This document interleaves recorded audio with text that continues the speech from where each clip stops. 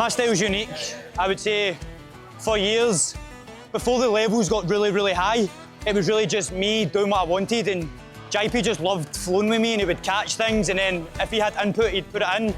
And then we evolve when it comes to game planning. So when we game planning, all the stuff that I want to do, just freely, it might not work. So that's when we'll add things, and like, it can't always just be the way I want to fight. It has to be suited to the opponent. Another hot topic in Muay Thai. The game is evolving, we must evolve with it. The Japanese stab kick. I think for me, the biggest rise of this kind of style is one championship. One championship is, for me, the greatest martial arts platform in the world. Some of the most beautiful styles like you'll come across are on one championship. How would you approach transitioning to MMA? I think we'll just have to wait and see.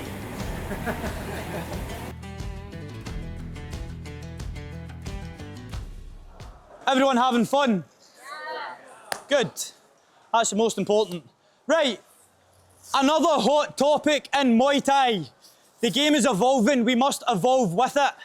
The Japanese stab kick. Traditional Muay Thai push kick, okay? Is all in the hips. So I'm going to do it off my rear to show yous. Once I come to this position, it's all in the hips from here. All right? That's how we throw a push kick in Muay Thai. Again, all in the hips. When we throw the stab teep, there's not a lot of hip movement, next to none actually. When Nico throws the stab teep, his leg is literally coming from here to here with hardly any movement or change at all. He's lifting it simply to touch my ribs. There, that's it. So look, there's no hip. You see the difference? Everybody pay attention to my hips with this one. You see how there's none of this? Okay? So, there's two ways to throw it. Straight on the belly button, on the belly belt, or you disguise it as a roundhouse kick and you come up, what I done with JP there, and you stick the toes right in the rib cage. All right, we're going to show you the both of them. Number one, straight up the middle. Now, foot positioning is important here. If I throw this when my foot's on the inside of his guard, you see how shit that looks? So before I throw this, I have to make sure my lead leg is on the outside of his back leg. Now this can come up really easy. Okay? And you see what I'm aiming for? You come up and you just lock your leg out. That's essentially the movement. You see how I'm not doing all this with my hips, all right? So again, up, and I'm using my toes or the ball of my foot. That's number one. Number two is disguising it for a body kick. So a body kick, all I'm going to do, see how that's a lot of hip movement, I'm just going to come straight up and my toes are entering his rib cage. I want to put my toes inside his rib. All right, like so. Can you hear that? Well, dude. I can feel it. That's 5% power. Muay Thai push kick. Look, JP goes flying. Whoa. Sorry. Did that hurt? No. Doesn't hurt anybody. It looks cool. I get a little second to take a breather, fix my shots. The judges maybe like it. Shows a little bit of cleverness. However, my style of fighting is the hurt game. I love to hurt people. So throwing push kicks isn't hurting anybody. It just looks okay. Again, if I'm coming straight up the middle, foot has to be on the outside. You see how I'm locking out? Or I'm coming up for the ribs. But look, my hips aren't doing a lot still. His full body's not doing a lot. Again, it's similar to the calf kick. There's zero tail with this shot. I don't want you loading up. I don't want you stepping before you throw it. Well, literally, all he's doing is making sure his feet are in the right place originally before he actually even thinks about throwing it. So here, he's going straight up the middle. Again, boom. That's all the movement you want for that. You don't want to send them flying, but all you want is that movement there because it's going to hurt. All you're doing is breaking your posture after that. It's either going to drop them or set you up for something else. So right now you have a bend like this, you're doing this. I want to be full extension. There. I think for me, the biggest rise of this kind of style is one championship. One championship is, for me, the greatest martial arts platform in the world. Some of the most beautiful styles like you'll come across are on one championship. predominantly a lot of the new stuff that I've been bringing in is from watching the Japanese fighters, following a lot of stuff they do. The calf kick, the way they throw it, like this, like the triangle kick it's called. A lot of this new kind of hybrid stuff has came from the Japanese, and the reason being it is evolving so fast. I think as one championship is putting a spotlight on all these different styles, and if you're open-minded enough, you'll take a look at it and think that'll work, and you'll put it in your own game, and that's exactly what we're doing. I had a great question over here. How do we hide it? All right. Number one, it shouldn't be very obvious that you're throwing it if you're doing it correctly, because there's no tell. It's just from here. Boop. There's no setup before it. All right. But how to hide it even better? Anyway. So 2 reasons you want to hide it. 1, if I throw it and his elbows are down, I'm going to come off a lot worse than him. 2, the shots to the body that hurt you are the ones you don't see. So, for instance, if we go with the left, Nico's going to blind me with the hook, and at the same time he's going to lift his leg. Boom, boom, there. And with this, I'm taking a little pendulum step. All right, so I'm going here. Because the idea isn't to land the hook. The idea is to blind him. So all I want is to scare him so he gets this reaction. Shit, something's coming. That's what I want. So that's why I just go, and I step in as I do it. Again, he's going to secure the high guard with the jab. Then he's going to go 1, 2. As the cross lands, he's going to lift this same time. Up, yep. Again, 1, up, there. Listen, everyone, it's so important that when you're throwing fakes, they look super real.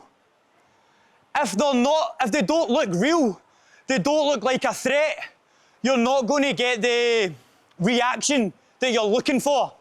The reaction that I'm looking for, you see where his elbow went?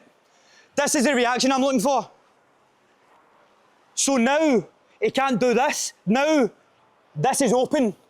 My style's unique. I would say for years, before the levels got really, really high, it was really just me doing what I wanted, and JP just loved flowing with me, and he would catch things, and then if he had input, he'd put it in. And then we evolve when it comes to game planning. So when we game planning, all the stuff that I want to do, just freely, it might not work. So that's when we'll add things, and like, it can't always just be the way I want to fight. It has to be suited to the opponent. So do you think it's important to have like room for creativity in the moments? Oh, absolutely, absolutely. But that's where all like outside the camp and you flowing comes from. You know, like the stuff that you repeat outside the camp. That's your style. That's the shit that just comes off naturally. And then obviously the stuff that when you're game planning, like that's what you should be doing. But the stuff that you've been flowing with, that's the stuff that's ingrained for years and years. So that's the stuff like is going to come more natural, like quicker, if that even makes sense. I know what I'm trying to say, but it's hot in here. But game planning's important, but obviously being your own guy is just as important. Something I love to throw is a double body hook. Sounds dangerous, but the way I set it up leaves no room for error. Bear in mind, a lot of my boxing is when my opponent's on the ropes. All right, I like to back my opponents into a corner, and that's when I'll start unloading big shots. I don't always have to throw jabs full power, okay? I'm just staying in his face, all right? I'm being a bit of a nuisance, all right? So the first one you can throw with power, and then after that, I'm just going to keep jabbing here. So it's annoying for him, so he needs to cover up. All right, he doesn't know what's coming next. That blinds him. The reason for the first jab is to secure this. The reason for the 2 or 3 or whatever you do after that is to get this. You're breaking my posture when my feet are going together. When my feet are together, I can't punch, I can't elbow, I can't do nothing. The jab, boom, boom, there. All this hard work, all this, stalking him, making him guard like this, faking, feinting, that's to get him there. Big jab, boom, then I'm just keeping it in his face. That's all I'm doing, keeping it in his face. From here, drop, boom. See when I just keep it there and annoy him? It blinds him, it panics him. That's when I drop, boom, boom.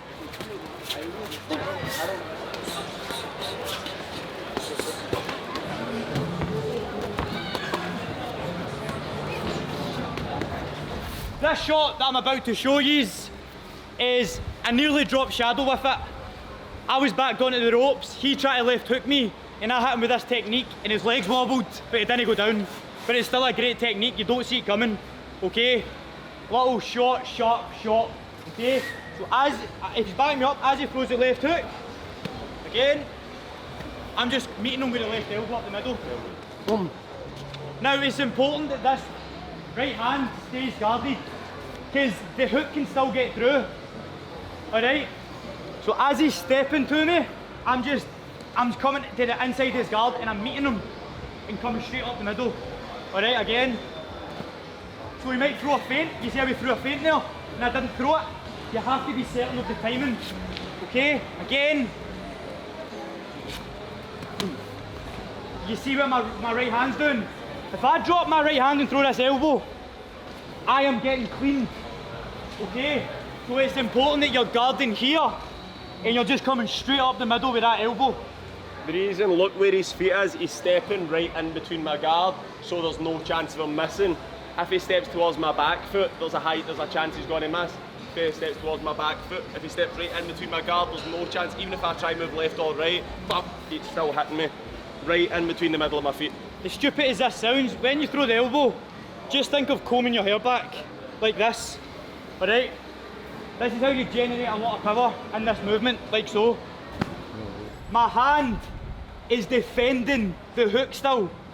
You have to be sure of this. At the same time, you're stepping in with the elbow. Hope you all enjoyed the seminar. I enjoyed it. I enjoyed that. Some really high level fighting techniques there. Everybody caught onto them all perfectly. So again, well done everybody.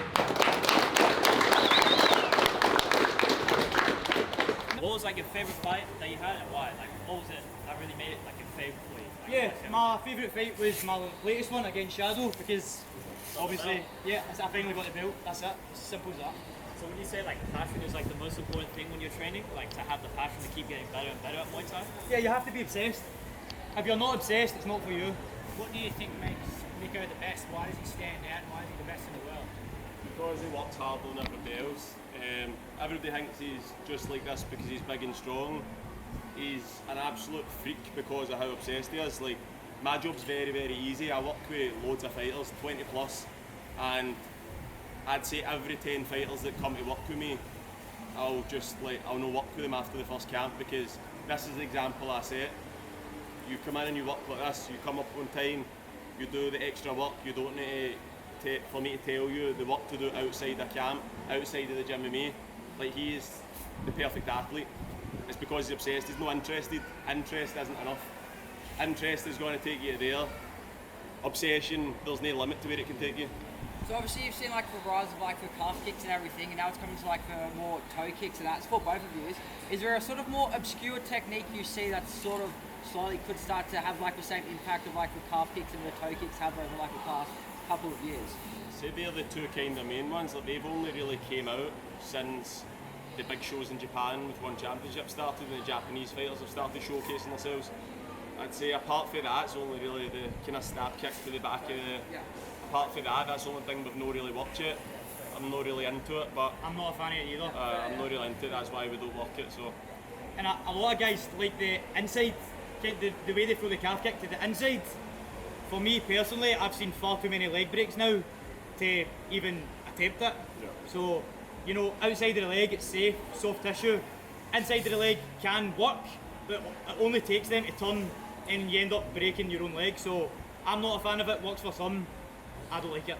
How would you approach transitioning to MMA? I think we'll just have to wait and see. For the video everybody, on 3, we're going to scream King of the North. Loud, it has to be loud. 3, 2, 1, King of the North!